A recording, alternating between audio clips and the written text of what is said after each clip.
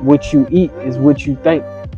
And that's where Sabi basically brought that together for me. Like, all right, what I'm putting into my body has an outlet. And what's that outlet?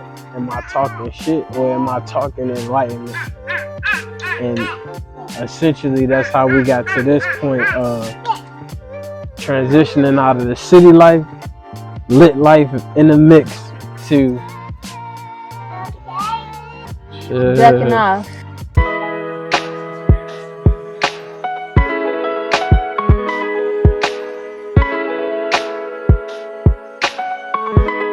Hey y'all, welcome back to the greenhouse. We here with another video today, and we are talking about why we chose homesteading as a family. We're going to explain just a little bit of backstory of our background to how we got to this point. Just a little bit so that y'all can have reference to the vision. So I moved to Atlanta 13 years ago, and I came here for college. I went to Spelman College. So that is the age that I was. I was 18 years old, ready to live life, ready to experience Atlanta. Okay, ready to experience life in the mix. That was my mindset. I moved to Atlanta in 2014. College student, college athlete. You looking for a good time, but you also looking you're looking for, a place to call home, because a lot of the times when you play sports and you go off to college, you could be anywhere, and a lot of times you might have to determine if that's the place you're going to stay for a long period of time. When I got the chance to go to college in Atlanta and I understood the importance of Atlanta, and I understood that it was also a lit time to be in Atlanta, I was like, let's go. We met when I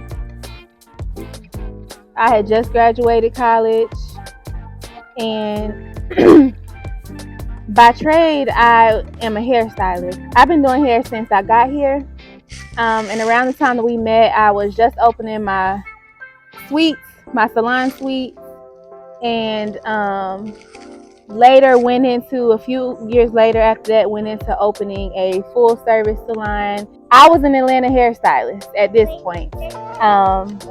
My goal at the time was to have a high profile salon clientele. So, and we did have some high profile clients in there. So I was kind of living that, I had said on one of my Instagram posts that I was kind of like in this love and hip hop mindset. And we were already together. So I moved down 2014. Again, I was a college athlete. I was looking to be in the mix. The mix is where I've always made money. So I came down here, to look for some of that black success everybody was talking about. Mom, I come from a city, I come from Baltimore, so me understanding a fast-paced city and, making ends meet and just finding your comfort, being a hustler and finding your comfort is what I was looking to do. However, I also come from rural PA, to where I understand, which this is an insert for later, but I understand what land equity means. And so yeah, that's where our mindset was, and that is what we were physically doing to make money and as a part of our career path, until a shift happened. And that shift happened first in Aaron. Aaron came into consciousness. Just to make a long story short, Aaron came into consciousness, and he came into consciousness through Dr. Sabi. Sabi the Great. Sabi the Great.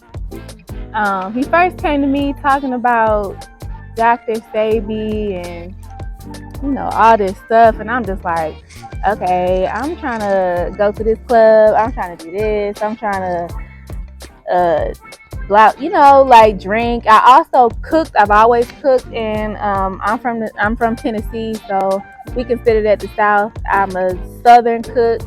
I don't cook healthy. I cook good, like it's supposed to taste good. So he coming to me saying what we not supposed to be eating and all this stuff. I'm like, boy, please, like, okay. Um, so for a long time, I was not fooling with what he was talking about, and that caused friction in our relationship for a while. And over time,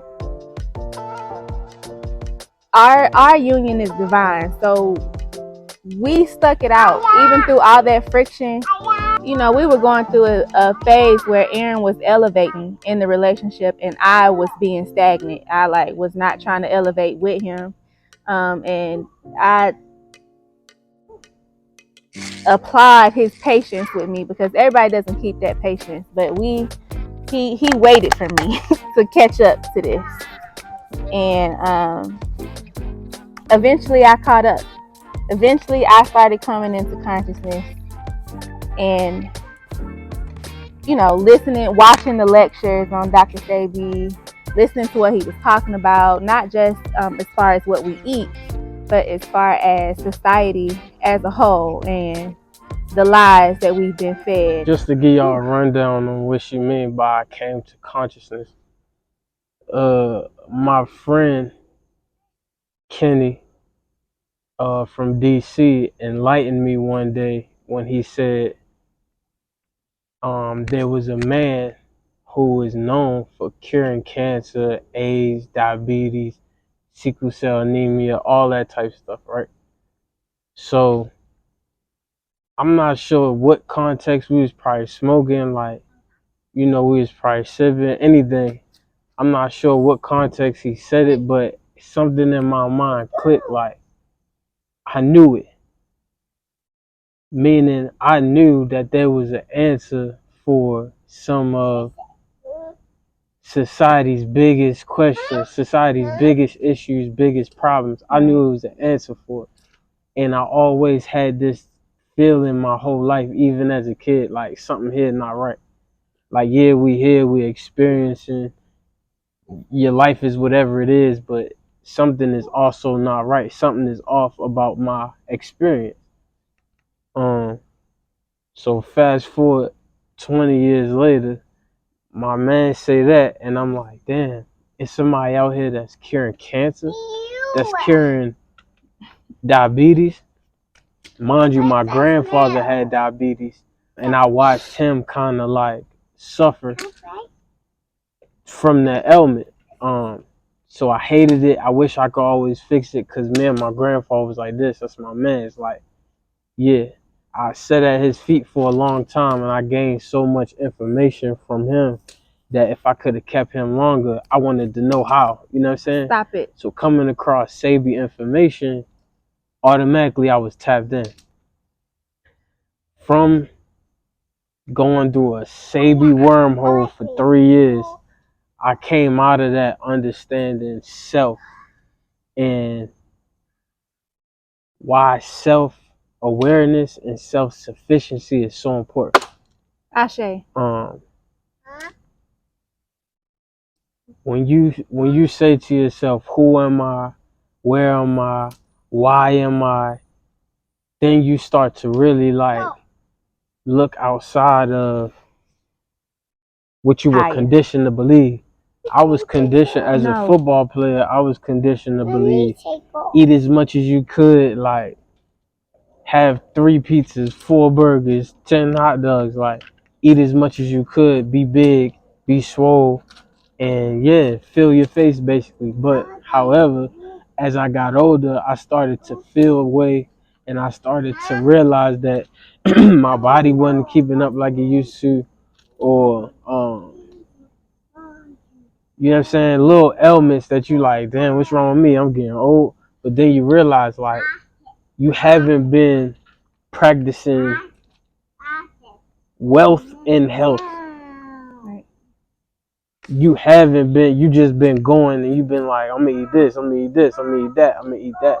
However, because we were trained to do that and conditioned to do that, and really don't nobody got no time to think outside of doing that.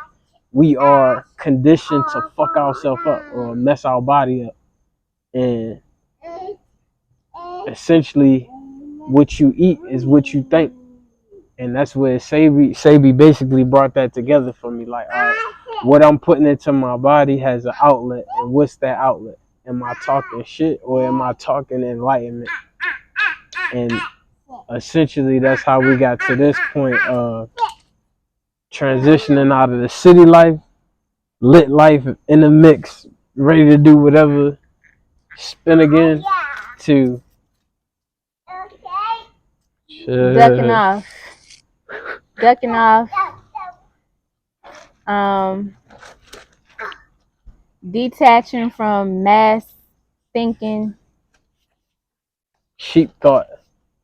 Right. Which that's not to comfort anybody. So that led into homesteading. Homesteading, for those who don't know, is basically a life of self-sufficiency for your home.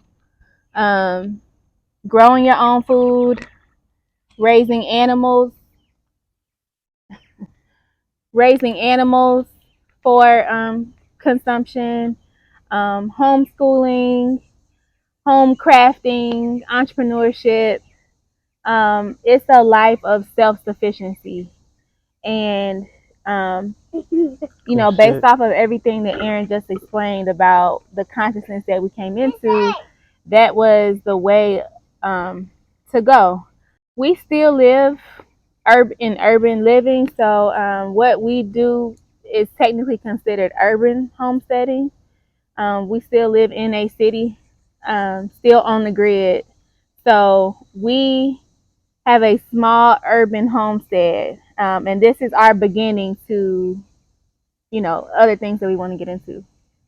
Yeah, the goal is just to provide our own food. With that comes a certain enlightenment, a certain understanding about um, Mother Earth and all the things that are necessary for us to wake up every day and move around. Right. Understanding that and appreciating it the real way this time around, I feel like is the most important thing, because you know, even though we kind of like have been conditioned to think a certain way, there's a beauty in reawakening. Relearning. Yeah, reawakening. So, you know what I mean? It's a beautiful thing. It's a beautiful thing to go through. It's a beautiful thing to teach to your children. So, yeah, homesteading is the way right now. It's going to be the way of the future. It's really like get your money online and build your farmhouse, or build your farm, build your self-sufficiency. And one of the most important aspects of homesteading is food. It is growing your own food, because what they put in our food is absolutely heartbreaking. Honestly, it's really heartbreaking what society, what us as a people have to be subject to just trying to live daily life and sustain our bodies. What we have to be subject to just being our natural human selves and needing to eat to live is crazy here in America. The chemicals, the toxins, the hormones, the inhumane way of raising animals, all of that is like killing us. So you can eat healthy, you can eat fruits and vegetables, you can be plant-based, you can, do all of that while shopping in the grocery stores, but you are still getting all the chemicals and toxins and hormones that they inject our food with. So The to simplify the problem is they're trying to keep things on the shelf for longer than the natural time. right. It's not a lot of people in our community our age making these steps right now, but the reason why we share our life is so that we can show people that this is fun, this is cool, this is a way of life, and this is sustainable. Because we need more people in our community, in our age range, doing this. So, our children, you got to think about the children, like who our children are going to be, the society that our children is going to grow up in, and, Yeah, all of that. So, are your children going to be able to fend for themselves? If this system were to crumble, are your children self-sufficient? right. So, moving forward, our plans personally, we plan to get more acreage and actually get land like for real, and have a much bigger homestead, more animals, much bigger garden, just the whole way of living on bigger land. We also hope to be able to have land overseas. The goal is to be self-sufficient as many places as possible. Right. Our chickens are ready to go to sleep. It's dark. Okay, y'all, I know y'all can barely see us. But make sure you like, comment, and subscribe. We are on the road to 500 subscribers. Please help us get there at 500 subscribers. We're going to get a camera, and this quality will drastically improve, okay? So yeah, help us get there. Leave some comments, press the like button, and we'll see y'all next video. Peace. Love and light. I can do it now. Go. Ooh. Dad, come here. Okay. Man, what? I should close with this. Dad, I think. So this is our end video with the guys and everything now. And this is Aya Day. You may not know her now, but someday she'll be in charge of all of us. That's a fact.